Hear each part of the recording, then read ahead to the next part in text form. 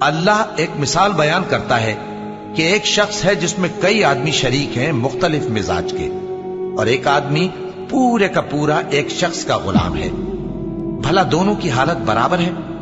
نہیں، الحمدللہ، مگر یہ اکثر لوگ نہیں جانتے۔ اے پیغمبر، تم بھی مرنے والے ہو اور یہ بھی مرنے والے ہیں، پھر تم سب قیامت کے دن اپنے پروردگار کے سامنے جھگڑو گے۔ پھر اس سے بڑھ کر ظالم کون جو اللہ پر جھوٹ بولے اور سچی بات جب اس کے پاس پہنچ جائے تو اسے جھٹلائے۔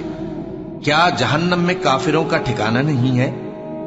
اور جو شخص سچی بات لے کر آیا اور جس نے اس کی تصدیق کی، وہی لوگ متقی ہیں۔ وہ جو چاہیں گے ان کے لیے ان کے پروردگار کے پاس موجود ہے۔ نیکوکاروں کا یہی بدلہ ہے، تاکہ اللہ ان سے برائیوں کو جو انہوں نے کی دور کر دے، اور نیک کاموں کا جو وہ کرتے رہے ان کو بدلہ دے۔